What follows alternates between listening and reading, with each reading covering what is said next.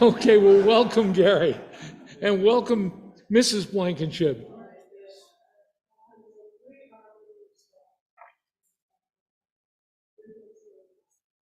Welcome.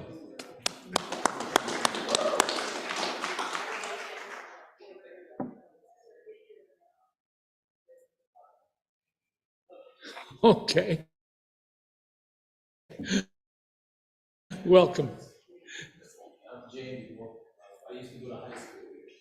Oh, okay. Welcome. Are there any other first-time visitors out there? No, yeah, Paul. Go on ahead and tell them who you are.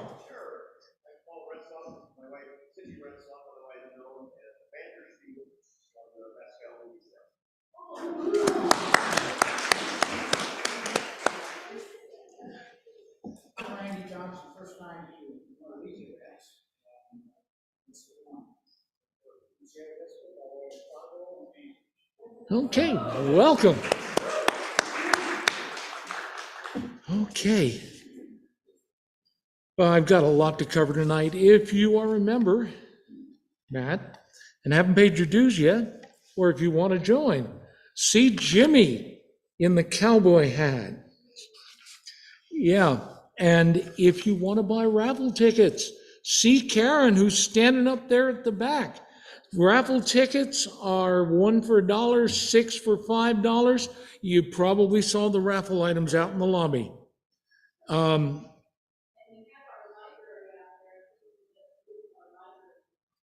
Okay, and the library is laid out. Great. And see Donna. Donna, you probably saw Donna at the table out there. Oh no, she's right back here.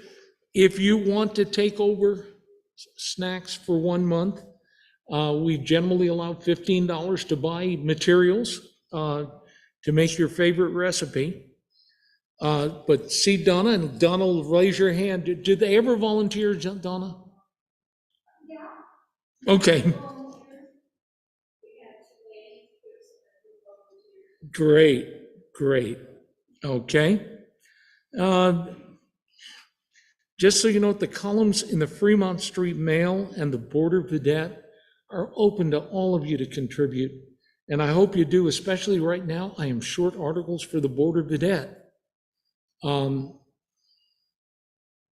haven't got it here so I can, but you can see it online if you go to cochisecountycorral.org. You can see both our newsletter and our journal there. Okay, and we have maps for sale in the lobby.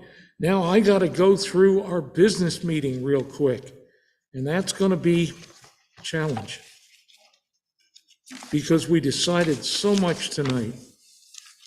Okay, we have approved, and there's hardly enough people here to vote on it, but the posse approved doing the Tombstone Festival of Books again for next year. Okay. It'll be the Wednesday before the Tucson Festival of Books. And the invitations are going to go out with slightly revised rules, so I don't go quite so crazy as last year. We went through everything for the gather. Excuse me. And we have approved in the posse a budget of $2,547. And I can barely read this without my glasses. But basically, we're upgrading our website to commercial so that we can do registration online. We've already got a PayPal account that will deposit directly into our checking account. We've $150 in here to print brochures, and I don't have one to show you right now. Anybody got one they can hold up? If you want to see one, see Cindy. We're going to get Badges on chains, that's going to cost us $27. Oh, okay. Boy. And thanks. I should have, because there's a lot that don't know. We are the host for the annual gather of Westerners International, which will be held here in Tombstone, the 14th to the 16th of September. This is a big deal. Westerners International is international, like 120 corrals worldwide. Potentially, we've got people coming from England, France, Germany, the Czech Republic. I don't think there's any in Belgium, but there's one in Holland and one in Japan, as well as corrals like 10 in Arizona, 2 in New Mexico, a bunch in Texas, a bunch in Wyoming, the Dakotas, and so on, and California. And so it's really a big deal for us to be the host. Now, part of what this is going to be is we're going to schedule events around town, a dinner, which will be an awards banquet, and with a little luck, we'll get most of the awards this year. We are in good shape to be there.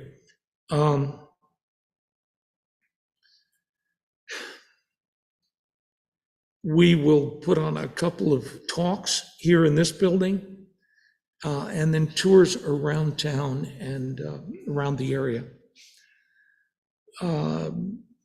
Did I explain that well, Karen? And it's the annual board meeting of Westerners International. So. We're going to have their awards presentation here. Yes. Wow. We're estimating 120 people. Sheffield Hollander now has been upgraded to what, 220, 230. So if we get a good response, we can handle it. Okay. Okay, I allowed $1,200 for worker compensation. Basically, that's to pay registration for anybody from the corral who volunteers to work. And $35 of that goes for dinner. $30 of it goes for a trolley tour and mine tour and the other tours in town. So it's actually kind of a real buffer for us. City of Tombstone, we want to make a gift to them of $300 when it's all over for letting us use their hall. And we want to put $200 in the budget for coffee and donuts and stuff in the morning. So that comes out to $2,547 and change.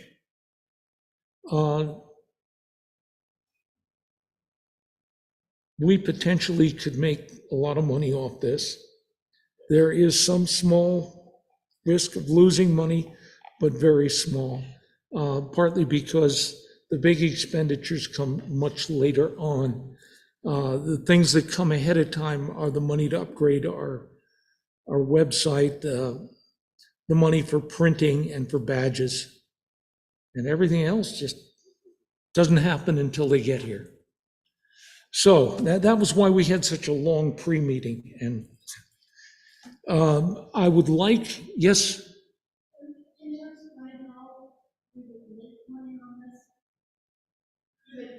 They are paying to come, and thank you. I should have probably done that. The other thing that we approved was that member registration would be $100. This includes a number of events that we will pay for the tickets for group tours. And it includes the money for the dinner out at the Monument Ranch. Thank you. We allowed $130 registration for non-members. But we also are going to advertise that you can join the corral for $20. So if you join the corral, you pay $20 for registration, or $20 to be a member, and $100 for registration. So it works out. And then we've got the optional tours that aren't in the base price. So With that, I'm going to ask by show of hands that the members show whether or not they approve the budget. So all those in favor of approving the budget, so signify by show of hands. Okay. Did you get that, Cindy?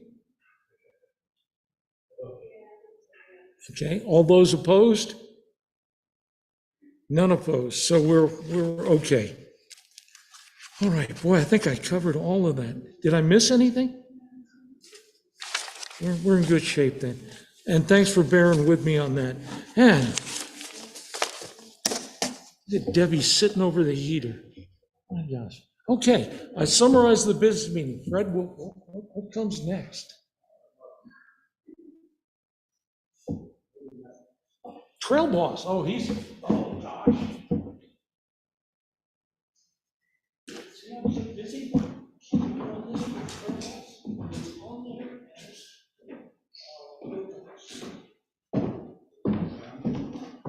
No sound. He's the sound. And it will run automatically when it's started. Oh, yeah, you got the swanky thing there. Well, we got our second trail ride coming up on Saturday, April 15th, going out to the Wilcox Chuck Wagon Cook-Off and Ranch Rodeo. Me and Matt went out there a couple of years ago, man, and it's a really good event. The rodeo part is actually real ranch hands. So they're not like the super professionals. These guys are still working for a living, but they're doing all the cool stuff, bronc riding. They got some cool events, wild cow milking. Two guys have to go out there and you have to milk this wild cow that hasn't really got milked and bring it back, run across the arena. So they got a lot of cool events all through the day. Kind of starts around 10 o'clock. So we're going to meet anybody that wants a carpool, meet at the Benson Ace parking lot, kind of out towards 4th Avenue, the main street there. I got a tan van, probably be wearing this cowboy hat, so just look for me. We're gonna meet there at 8:45, depart at 9 o'clock. So if you get there at 9:10, probably gonna have to drive out there and meet us out there. It's gonna be held at the Quail Park in Wilcox, and that's exit 340, the Fort Grant Road. You want to make a left. If you make a right, you're kind of going into Wilcox proper. So you make a left there. It's only a mile up the road. You could see the fairgrounds, just pull in there. We should get there around 10 o'clock. Team tie-in competition is there, and that's when you want to walk around a little bit and see what chuck wagon dinner you want to do. And these guys, the chuck wagon guys, aren't just doing a barbecue. These guys are like professionals, and they're trying to keep the trail drive cooking and stuff alive. So like how Civil War reenactments, you have to use the right thread and all that. That's what these guys' chuck wagons are. So all the bolts and screws and the stuff they cook with are all authentic. And there'll probably be 9 or 10 of them or so. And so for like $15, you pick the guy that you want, what chuck wagon, and then they come serve you, sit underneath this big pavilion kind of a thing, probably around $15, but you get meat, potatoes, beans, biscuits, dessert, cobbler, really worth it and stuff. I don't have a flyer, but you guys can make a copy of this if you want to. Let's see. And it goes on throughout the whole day. They're even going to do a dance there later, so you could stay to the wee hours. Anybody planning on coming? Okay, you're already going to be there. Anybody going to meet at Benson? So if nobody's going to, all right, we could talk. If you're not going to meet at Benson, we could just drive, or you could meet us there. The following weekend, if you guys wanted to, this isn't like a official trip, but there's going to be a big meteor shower. So I'm going to be camping out at Indian Bread Rocks by Wilcox. If you guys want to participate in there, real cool area, real open. You can see the meteors really easy. There's more taros on the rocks there and a stream. So even if you just came out for the day, it's pretty good. That's all I got. So hope to see you there.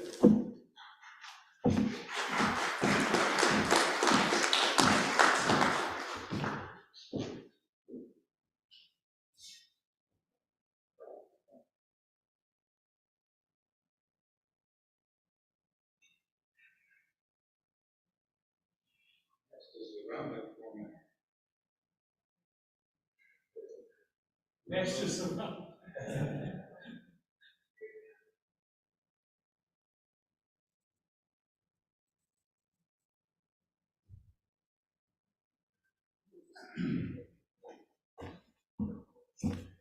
Okay, next month, our speaker is going to be Becky Russo, talking about the history of Camp Naco. In June, the Mescal movie set history by Dan Sprinkle. In July will be Bob Nielsen, the history of the 7th Street Cemetery from Benson.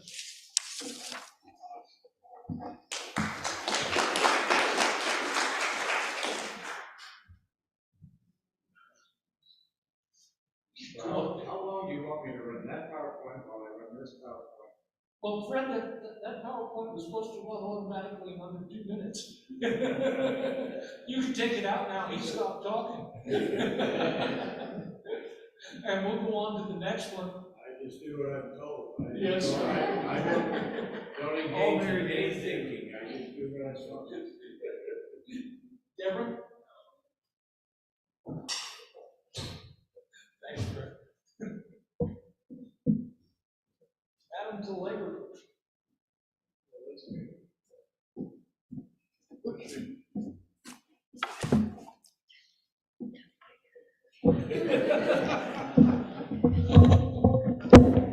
Thank, The microphone here is, the microphone will pick her up. We'll pick her Okay, up. okay. The bigger problem is nobody can see it. okay. Okay, thank you. Okay, Doug and I got this movie from Amazon. Tom Hanks is in it. It's News of the World, and it's a PG-13, which is nice. Not a lot of terrible violence in it and stuff. And it's 5 years after the Civil War. Captain Jefferson Kyle Kidd, who Tom Hanks plays, moves from town to town as a nonfiction storyteller, sharing the news from the far reaches of the globe. Otherwise, he reads newspapers. In the plains of Texas, he crosses paths with a 10-year-old girl taken in by the Kiowa people and raised as one of their own. Kidd agrees to deliver the child where the law says she belongs. As they travel hundreds of miles into the unforgiving wilderness, the two face tremendous challenges of both human and natural forces as they search for a place they can call home. And it has a wonderful, happy ending. And that's what I loved about the movie. Oh, you gave it away. No, it has a happy ending. Anyway, so a lot of good scenery also. This is a book by Peter Sherayko, The Fringe of Hollywood, The Art of Making a Western. He has a whole bunch of chapters on horses, or you can't really see, costumes, guns, rifles, on how they did everything in Hollywood. Some of the chapter headings are, the pictures are wonderful in here. The Fringe of Hollywood, weapons for Westerns, saddles, costumes, cowboy terms, Western words with Spanish roots, verified guns, Western suppliers, all kinds of information on making the movies. And you can get this from Amazon also. While you're up there, do you have your schedule? I can get it real quick.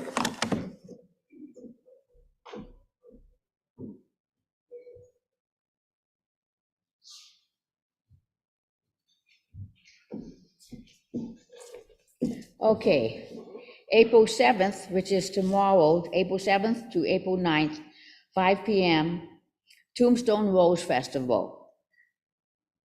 Open mic at April 11th, open mic at Urbano Bar and Bistro in Sierra Vista. Doug Hawking is doing his short talk.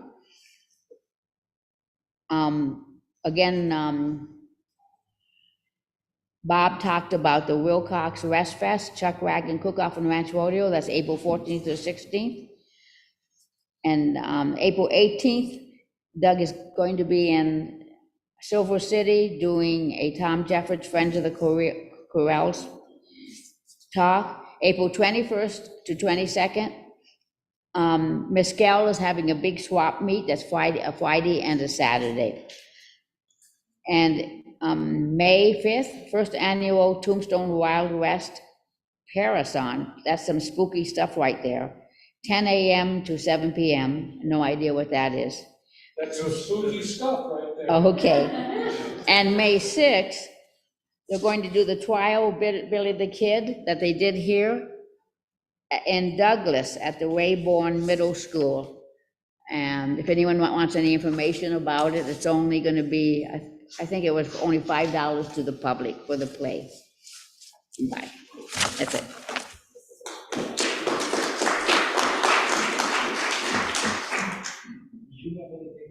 Oh, yeah.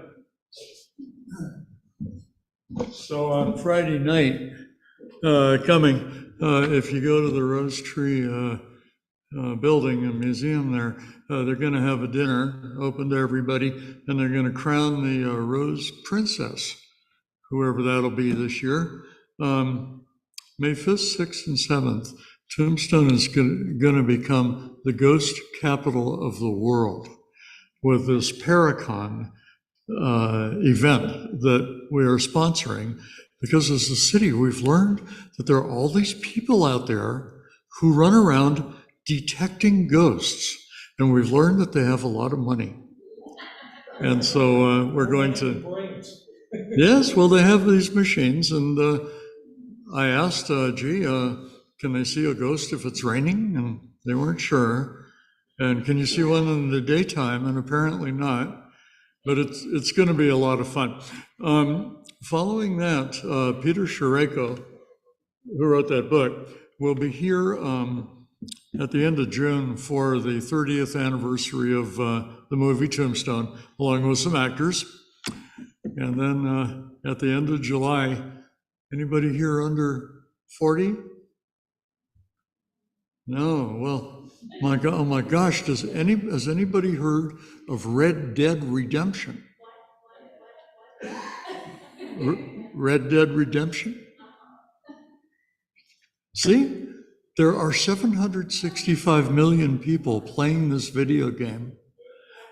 There's 60 million playing online at any time. And Tombstone, for a brief while, is going to be Blackwater City.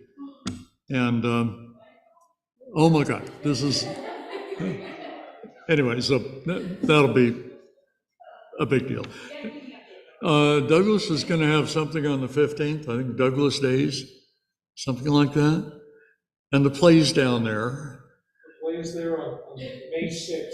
Yes, and that should pretty much do it for highlights around Cochise County.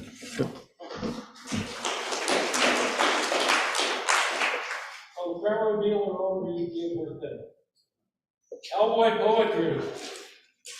You answer this, man. I'm no Bob Spell, and since I won't be here next month, I've come up with two, and the first one, my, I don't know how to say it, but I'm sorry, Robert Frost, if you know the road not taken. This is the trail not taken. Two trails emerged in a rock-walled canyon, and on my pony, I stopped and stood. And being one cowboy in the sun, I had my rifle and my trusty 6-gun, with both trails looking just as good. I glanced them over just the same, and one trail having the better wear because of hoof prints from the local game, since man and horse had left their name. Before I chose, I said a prayer. And both that day they equally laid, with one trail begging to be rode. I kept the well-trodden for another day, not knowing if I should ever come that way. Upon my pony I began and strode. I hope to be telling this story one fine day around the campfire for years to come. Two trails diverged into a stone-walled canyon, and I took the one less traveled by. and was never heard from again, alas and sigh. And this one is Joyce Kilmer wrote a poem about trees. Mine is Cattle Trail Aroma. I think that I shall never smell a smell like that of cattle on the trail, a smell whose aroma is heavy and strong, that follows me on drag all day long, a smell that lingers in the air and rests upon me as I swear, a smell in summer that never ends, but stays until the rain descends. A fuel for fire is sometimes used, but only after its maker has oozed. Smells like that are made somehow, and God has blessed the lonely cow.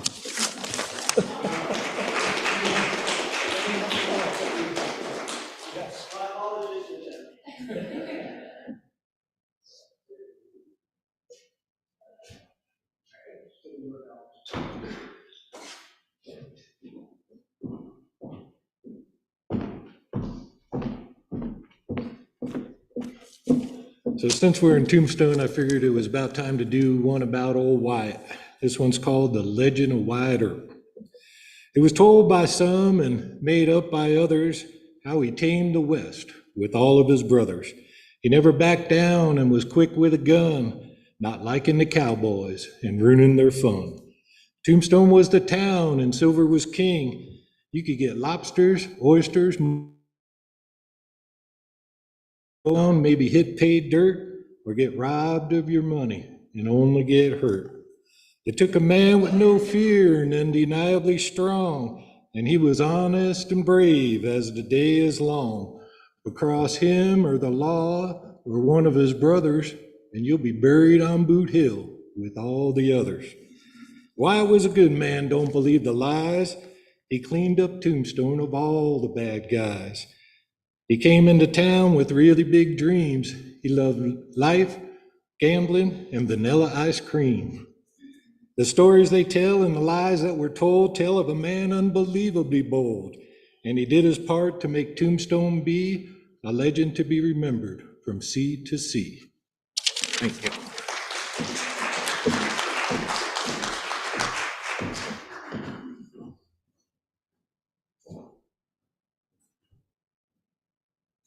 Does anyone have a 1-minute history? Sharon, you still have poems to do. Or you want to save it for next one? I'll save it for next one. Okay. With that, I think it's time to buy raffle tickets and take a quick break. Yes. Please do me a favor, though, you got it. Out where the name tags are on the can, even if you're not a member, there's a little sheet with like your name. If you're a member or not, the reason why I decided to keep up with this, so that if you are a member, if you miss 6 times in a row, I want to reach out to you and find out if you're okay or something, so we can keep up with the members, make sure how important you are. And even if you're a visitor, you'd like to sign too. Okay, let's be back in here in 5 minutes. And, See, I'm glad I didn't ask all the time. What else is that?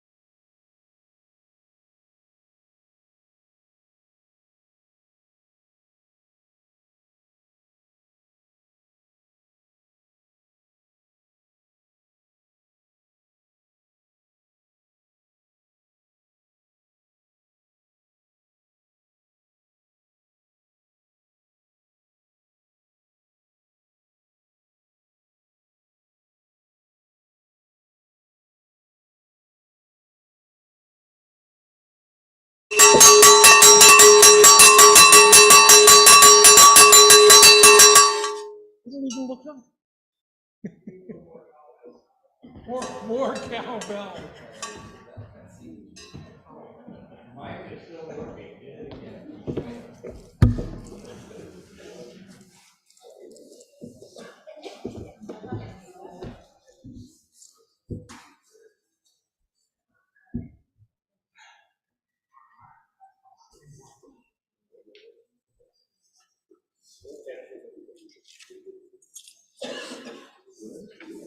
Good evening. It's my great honor to introduce Charles Hancock. Stand behind it. Stand behind it. Okay. You're so required, Fred. Yeah. Charles Hancock is our presenter tonight. He's a retired U.S. Army Sergeant Major, served with honor in the military.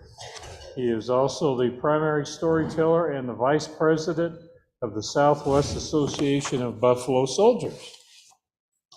And he's also a member of the Cochise County Historical Society. And tonight he's going to do a presentation on Elijah Washington, one Buffalo soldier's adventure across the American West. And I've heard Charles once before, and he's always a pleasure, and you learn a lot from him. Charles, please come up.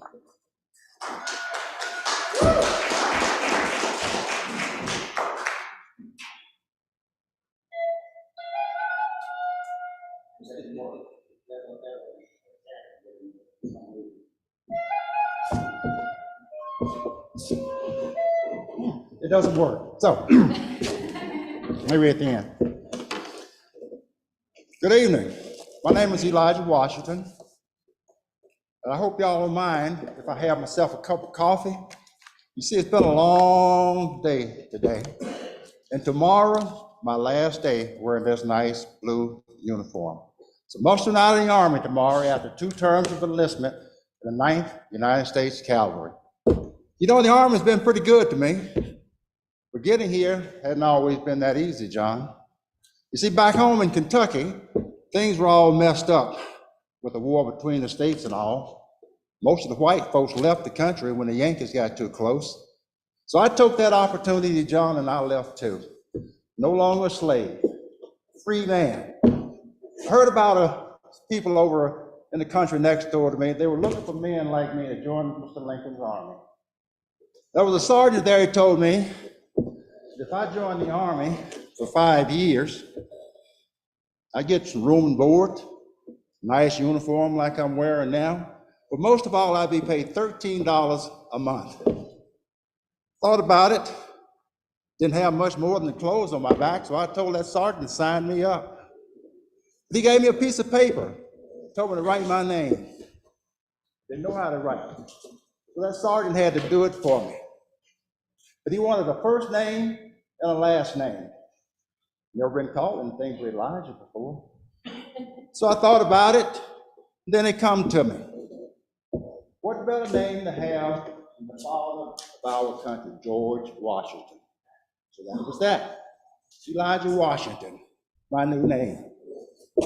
I joined the 116th United States Colored Troops, stationed in Kentucky, fought in Tennessee. My regiment was, like I said, was the 116th United States Colored Troops. We fought in Kentucky, Tennessee. You know, we even fought in Virginia. My unit was at the Appomattox Courthouse on April 9th, 1865. What happened on April 9th, 1865? Surrender. Lee surrendered to Grant, effectively ending the Civil War. After Lee surrendered, my unit was sent to New Orleans. So in 1866, the United States Congress authorized colored men like me to join the regular peacetime army. See, there had never been any colored soldiers in the army, regular army before.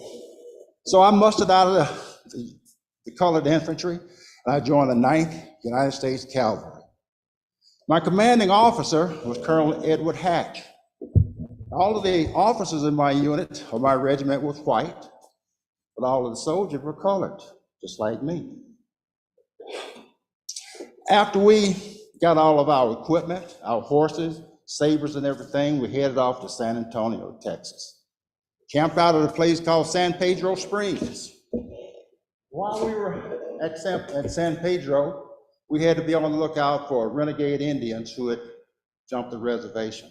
That was our primary job, is to round up Indians who had left the reservation, take them back to the reservation for guard duty. But we were not chasing Indians. Our primary job was to protect the settlers moving from the East Coast to the West Coast. We had to guard water holes that Indians were known to habit. We even chased cattle rustlers. Now, what's the difference between a cattle rustler and a horse thief? I never got that, but that was part of our job too, is to round up cattle rustlers and horse thieves. One of the biggest things we had to do also was to protect the stagecoach between San Antonio and El Paso, Texas.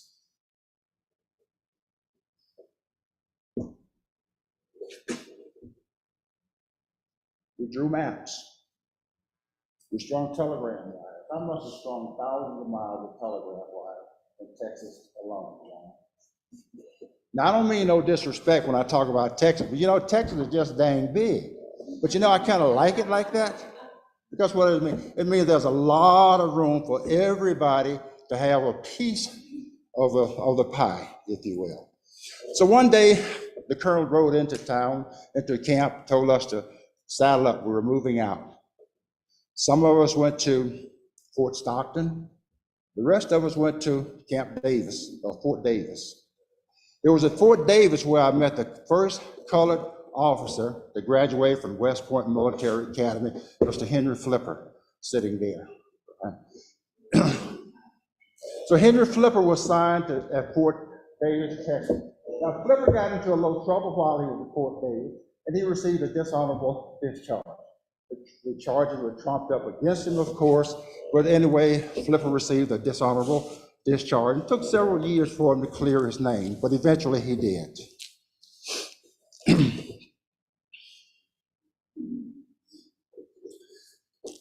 The chaplain played an important role in my life, because the chaplain taught people like me how to read and write. So tomorrow, when I give my discharge papers, I'm going to sign my own name. I can read and write, you know, now. It wasn't long after I learned how to read and write, I was promoted to corporal. Got a few more dollars in my pocket. And one day, after leading a successful patrol, heck, I was promoted to sergeant. Got these sergeant stripes. You know, like I said earlier, the Army's been good to me. Who would have ever thought? Born a slave. Now here I am, a sergeant in the United States Army. So I've been thinking about what I'm going to do after tomorrow when I retire from the Army. Saved up a little money, Doug. Thinking of buy a head of cattle. Might buy me a little ranch. Might get lucky and find me a good woman over there and get married, settle down, have kids. Okay. But boy, oh boy, I wish my mom could see that.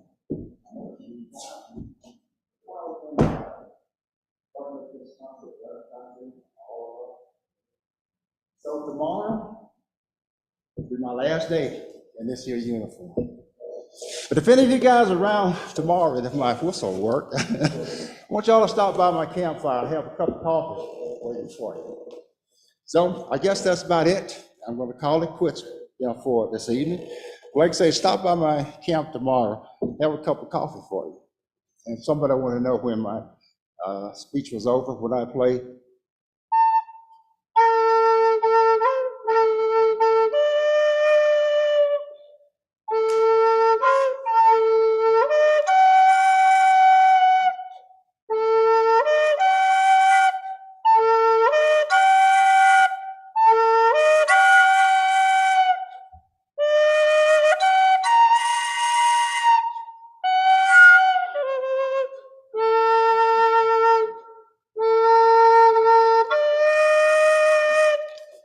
Good night, y'all.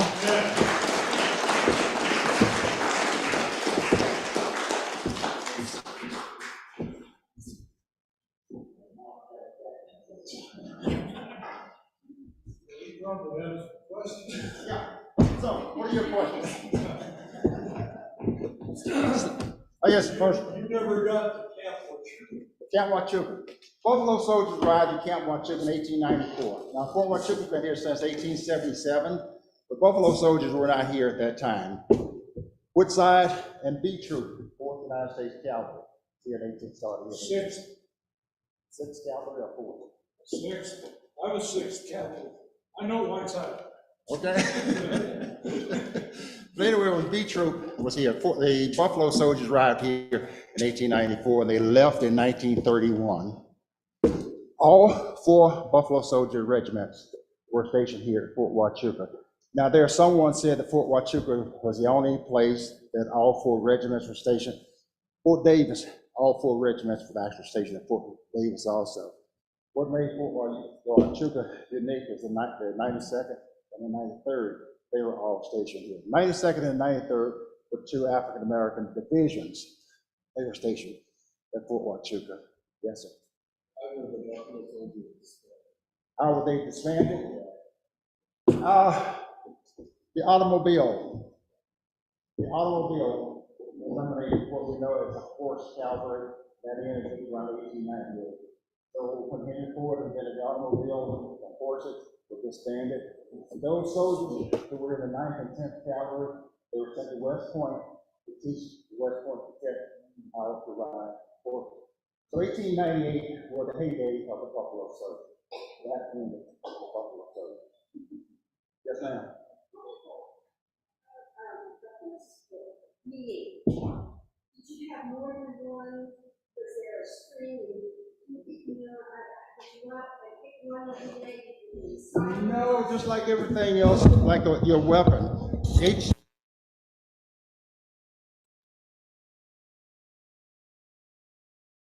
But each soldier had his own mount, and he was responsible for that horse from sunup to sundown. Then, of course, there were always extras. Then the soldier would be issued a new horse. But each soldier had his own horse that he was responsible for. Fort Huachuca is what, 16 miles from here, roughly? Yeah. When B Troop come over here, when they ride from Fort Huachuca, it takes them all day because they ride at a very slow pace. What you see in the movies, the galloping, that did not happen in real life. All you cowboys know that. That's Hollywood. So when B Troop ride over here, it takes them all day. You have to ride here. And then you spray your own horse. So the Buffalo Soldiers, they were issued the worst of the worst. These horses are on their way, and I don't mean this, derogatory. They were on their way to, give me a word, John. Glue factory. Oh, okay, thank you, the glue factory. But the Buffalo Soldiers, they depended on those horses for their everyday activities, whatever. So although they may not have had any dealing with a horse prior to joining the military, they became expert horsemen. They took those horses and nursed them from the glue factory to some of the most, proficient horses, within the military.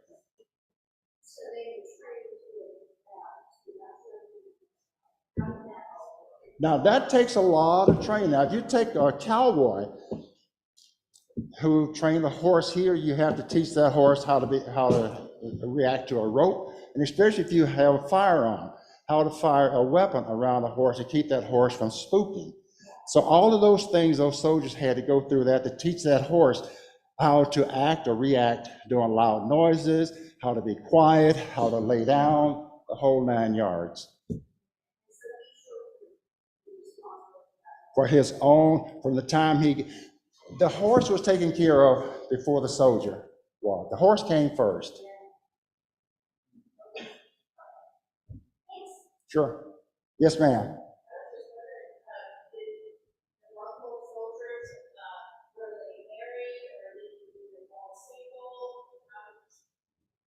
A mixture of most. Most of them were single. There were a few married soldiers. Okay. So Civil War, there were some married slaves, okay? But after the Civil War ended, those soldiers who had a family, they're no longer employed. So they joined the military. The military gave them an opportunity, something they didn't have before. And forget, $13 a month? Those soldiers had to take care of their wives and their families. So yes, there were a few of them who were married, but the vast majority of them were single. Yeah. You know, you talk about that, and every 16 soldiers was authorized a laundress, Okay. okay? And she was paid, the company commander set the rates at which she was paid for doing the soldiers' laundry. She got her own quarters. She got her own position from the commissary. So she had pay, place to live, and food. And there would be typically about 4 of these with a company. And they were prime targets to marry. Yeah, now you guys are going to have a presentation later on about Kathy Williams, the only female buffalo, so I'm not going to go into her story right now, so I'll let her. But I mean, that was when you had married men. Yeah. These were the ones that were authorized to travel at government expense. The government was paying for those laundresses. Right, John? Were the Buffalo soldiers at Camp Naco, and were they involved in the Mexican War. Revolution? Yeah, Buffalo soldiers, they were at Camp Naco. They started in 1910. Buffalo soldiers, 9th and 10th Cavalry and the 25th Infantry were stationed on the border here. You guys know where Camp Naco is. You guys know we got $8 million to renovate their camp. Yeah, so the 9th and 10th and the 25th, they were all stationed. Did they cross into Mexico? Of course. Okay, Pancho Villa happened in 1916. The 10th Cavalry rode horses from Fort Huachuca over to Columbus, New Mexico. There they met up with Black Jack Pershing, crossed the border into Mexico, looking for Pancho Villa. The excursion lasted about 12 months. Pancho Villa is the only mission that the Buffalo soldiers were not successful. The Mexicans never ratted on Pancho Villa. Pancho Villa was a good guy when they wanted to be, and a bad guy, so they never ratted him out. He was never apprehended by Buffalo soldiers. That campaign, the first Army airplanes, and the Buffalo soldiers were probably involved with them. I don't think, no, not the planes. They did not, okay, yeah, there were bombs dropped, yeah. The Buffalo soldiers were not the ones who dropped the bombs, no. So you're part of the Camp Naco restoration project? Yes, sir. So, Buffalo soldiers. We're always asked, where did the term Buffalo soldier originate? Oral history tells us that it was probably the Cheyenne or one of the Plains Indian tribes. Think about it here for a minute. There have been black in the United States since 1619, but most blacks were on the East Coast. So in 1866, when those black soldiers came west, the Indians out here in this part of the world probably never saw a black soldier, before. But when they engaged, now the most common theory here is the Indians saw the texture of their hair, the color of their skin, and it reminded them of the mane of a buffalo soldier. I don't buy that. The Indians, they respected these men because of their fierce fighting ability. The Indians said they fought, the black soldiers fought like a wounded buffalo. I accept that, but the dark skin, the mane of the buffalo soldier, I don't. That's Hollywood. I take the other one. So we think that's how the term Buffalo Soldier originated, and originated with the 10th Cavalry soldiers. And since the term was not a derogatory term, the other three regiments, they all adopted the term Buffalo Soldier. So in 1866, all African-American soldiers were referred to as Buffalo Soldiers. Yes, ma'am. What happened to Elijah Washington after he got on the Well, I don't know anything about it, because now what I tell you about Elijah, that was a true story based on Elijah. Whether he stayed in Texas or not, I don't know. His story ended, there. Is it not a, I mean, you just kind of researched it, or you get dead at it? Well, when you look at African-American history, genealogy, whatever, you can only go so far and realize, now while in the Army, when Elijah joined, okay, his name was Elijah, See, the Army required everyone to have a first name and a last name. So for the first time, a lot of these colored soldiers, first time they had a last name. So as long as they were in the military, they could be tracked by their name, their companies. But once they were discharged, what the Army did with those records, we don't know. Just like those soldiers who left Fort Huachuca after World War II, we don't know where those records are. They're not at Fort Huachuca. So we can look. Elijah? This was around 18, let's see, Flipper was at Fort Davis in 1887, so around 1889. So now, Washington say he spent 10 years. So 1866 to 1876 is when he was, right.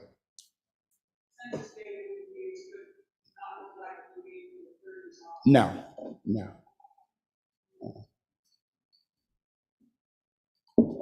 Any other questions? Well, I'd like to say that Charles here is a retired sergeant major in the United States Army, and that he has promised to come back and tell us the story of Kathy. Oh, Kathy, we have a person who portrays Kathy, a female within the organization. And we're gonna let her. I will be with her.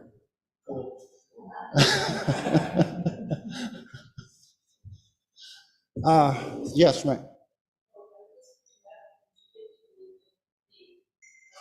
I'm sorry, my whistle didn't work tonight. Yeah, maybe it's because it's not lubricated. Mm-hmm. 9 tickets.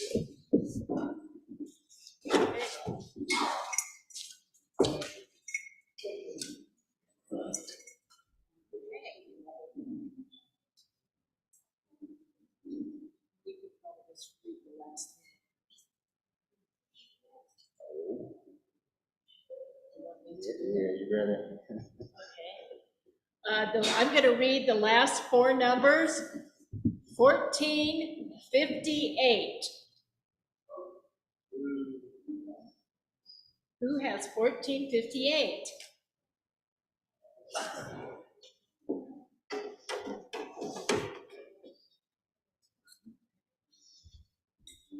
Okay, you get first choice. Thank you. Yeah, good for you. And I wanted to thank everybody for joining in on the raffle. It really helps our club, and thanks for being here. 1450. 1450.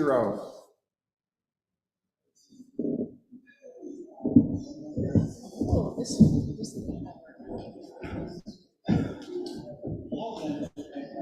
okay, you get to choose too, don't you?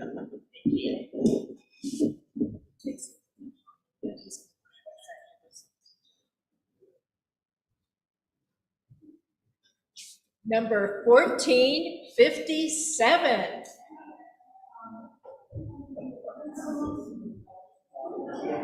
They are mixed.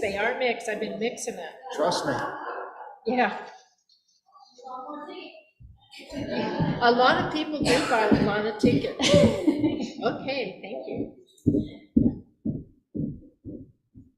How about 1473?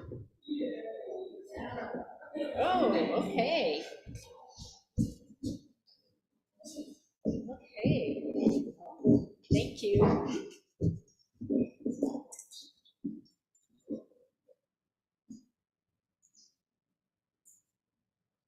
$14.92. That was a good year.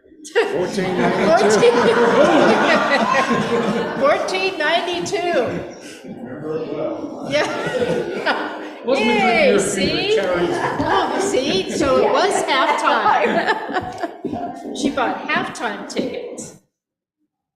1456. 1456.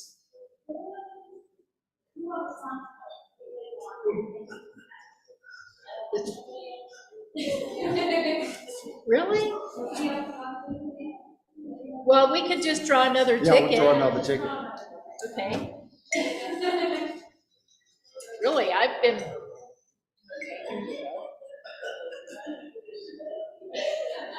1463. 1463. oh, the gentleman in the vintage Mexican shirt. There you go. Thank you. Yeah, thank you.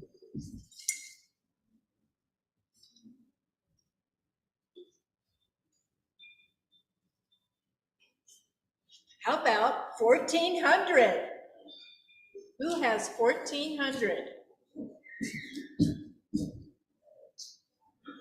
Maybe that was a bad year, I don't know. Nobody has 1400? Oh, the lady over there, she has it. She's a passer over there. Really? Okay. That's kind of funny. But a lot of people buy a lot of tickets. Didn't know you were gonna do this, did you? Oh, oops. I took my glasses off. Oh, yeah. Okay, how about 1460? Wow, well, thank you for contributing. Thank you for contributing.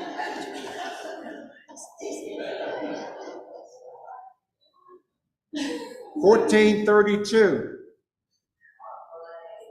Oh, okay. The mezcal gentleman. Okay. I'll come with you. Thank you. And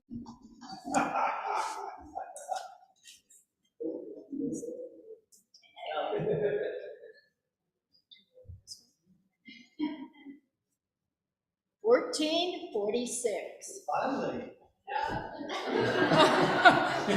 Oh, Somebody already got my book. oh, there you go. Keep the rest of them. Okay. And last one, I And think. last but not least. I think this is the last